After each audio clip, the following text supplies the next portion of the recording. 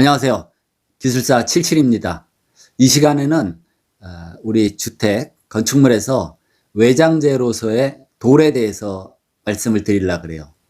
다양한 돌과 또 돌의 그 가공, 기술의 발달, 또 운송의 그런 편리성 때문에 세계 각국에 있는 돌이 우리나라에서도 사용되고 또 우리나라에서 자체 생산되는 돌도 쓰이고 있어요. 그래서 일단 석조 건축물 하면은 그 조적조로 분리해서 돌을 이렇게 하나하나 쌓아 올리는 그러한 것들을 우리가 조적조로서 석조 건축물이라고 할 수 있습니다. 근데 근래에 와서는 순수한 그런 석조 건물은 뭐 거의 없다고 봐야 돼요.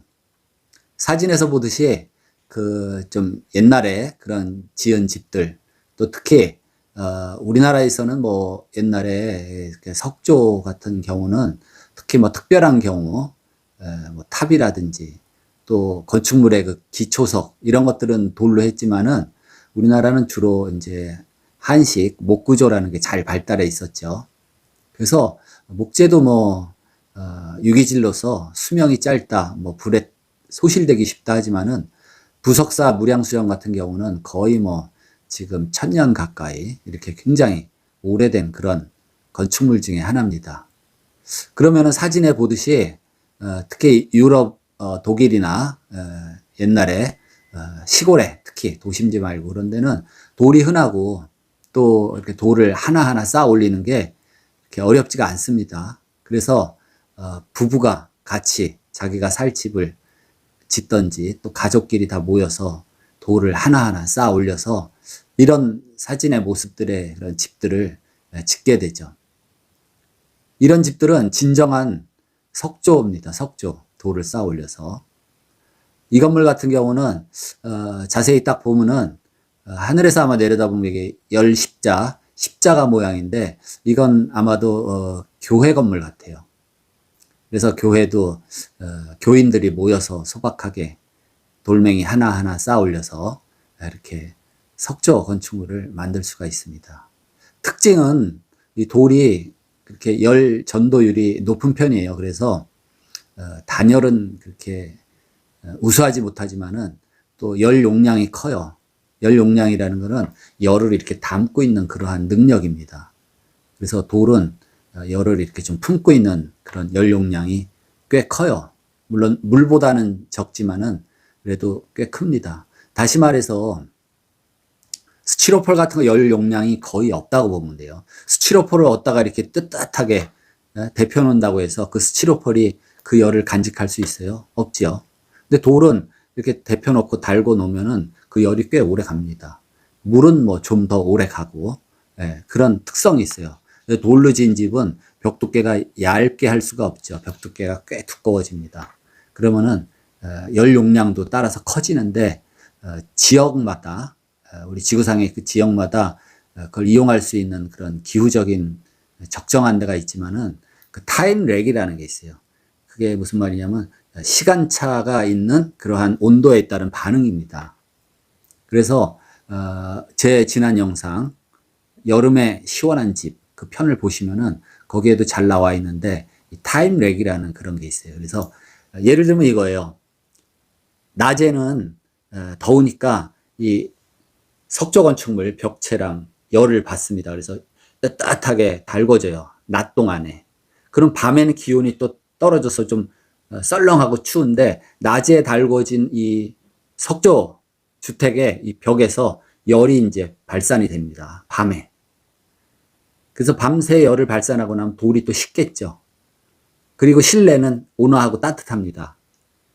그리고 또 낮이 되면 이제 식었던 돌이 또 열을 축적을 해요.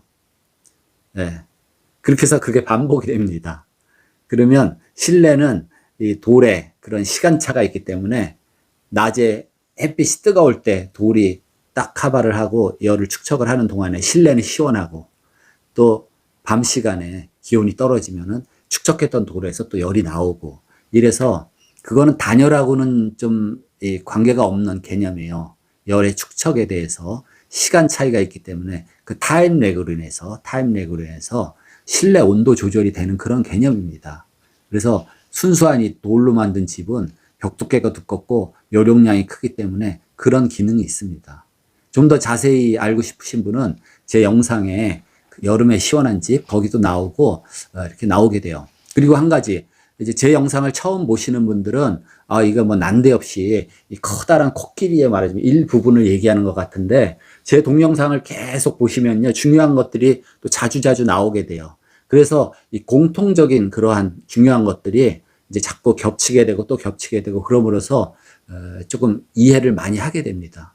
그래서 처음에는 생소한 용어 같아도 또 이 건축 용어는 한정돼 있어요. 그래서 자꾸 거기에서 이제 익숙해지면은 여러분들이 이제 제 동영상 아마 다 보시게 되면은 그때쯤 어느 정도 전문가처럼 돼 있을 수가 있어요. 그래서 시간 편하실 때 이렇게 편안한 마음으로 제 영상을 보시기 바랍니다. 구독과 좋아요 그거는 꼭 좀 눌러주시고. 그래서 오늘 돌 얘기를 하다가 지금 뭐 잠깐 딴 얘기를 했는데 그래서 돌은 크게 내부에 쓸 수 있는 돌하고 외부에 주로 쓰는 돌이 이렇게 나눌 수가 있어요. 그건 뭐냐면은 저쪽 이태리 로마 뭐 이쪽으로 가면은 그 지역은 대리석이 무지무지 많아요. 그래가지고 전부 다 대리석을 그냥 갖다 씁니다. 왜냐하면 주변에 흔하니까. 그래서 건물의 그 구조체도 돌로 대리석으로, 안에 실내 장식품도 대리석으로, 바깥의 조각품도 대리석으로, 다 대리석으로 하다 보니까 이 대리석은 이렇게 빗물이라든지 실외에서 산화가 됩니다. 그래서 돌이 부식이 된다 그러는데 이렇게 여러분들 뭐 유럽 여행 가셔서 보셨겠지만은 이렇게 검은수름하게 이렇게 변해 있어요.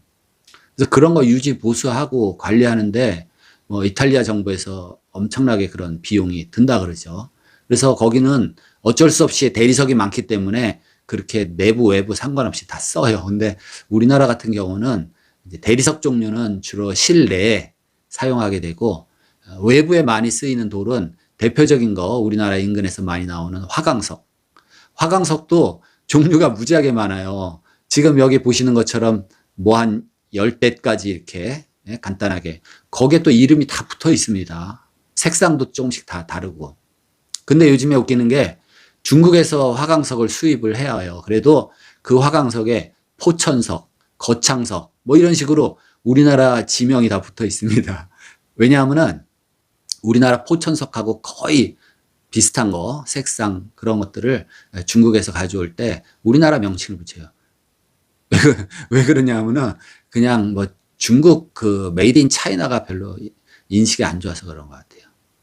그래서 그 돌 이름을 예를 들어서 뭐 칭따오석, 뭐 따리엔석, 베이징석 이렇게 붙여놓으면은 중국 티가 딱 나잖아요. 그래서 중국에서 다 돌이 나오고 절단 가공해서 그렇게 수입을 하게 되는데 거기에 그냥 우리나라 돌 명칭이 다 붙어 있고 또 화강석도 종류가 이렇게 많다 보니까 거기에 이름과 또 이름으로 세분이 안 되는 거는 번호를 다 붙여놨어요. 그래서 포천석도 뭐 303이 있고 남바가 또 이렇게 같이 붙습니다. 그래서 돌은 필요한 돌의 두께와 사이즈 그거를 다 오더를 예를 들어서 중국에다 보내면 거기서 절단해서 가공해서 오는데 한 2주에서 3주가 걸립니다.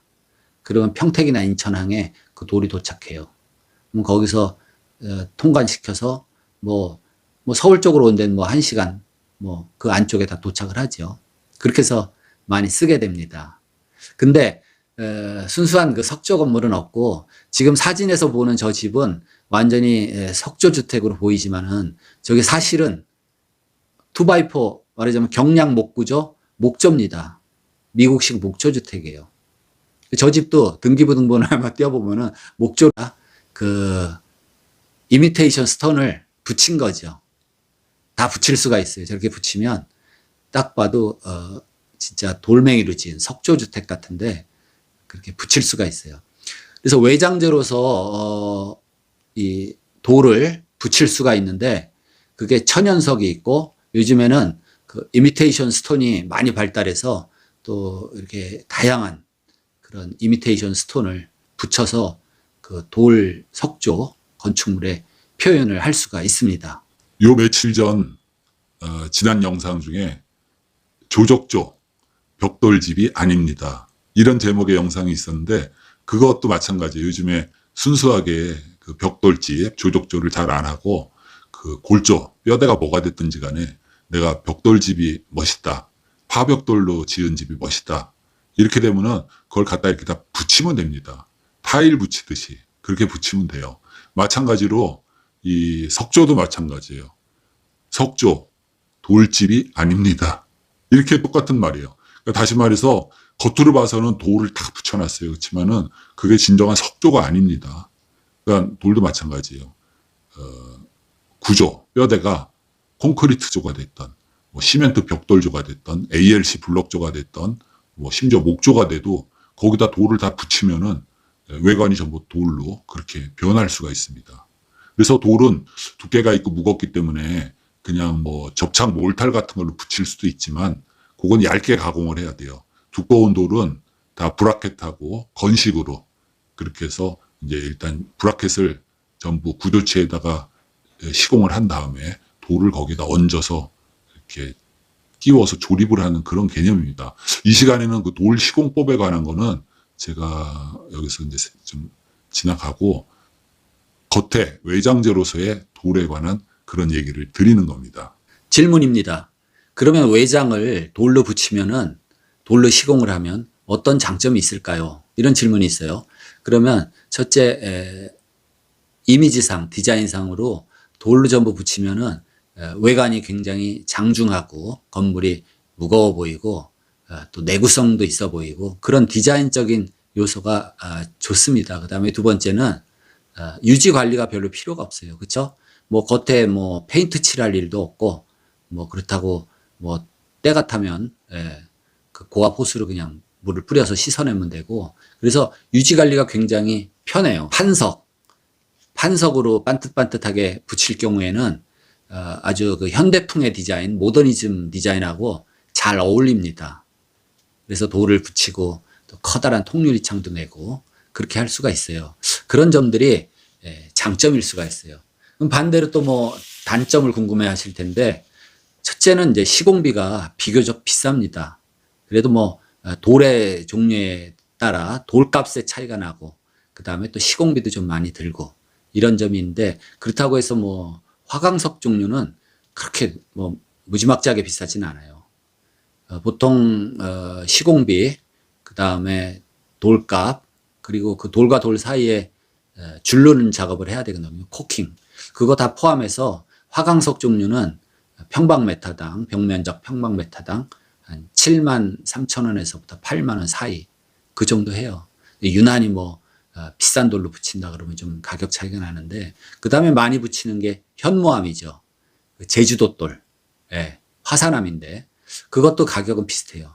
평방메타당 한 80,000원 내외. 그러면 그림에서 보듯이 이 현무암도 또 종류가 굉장히 많아요.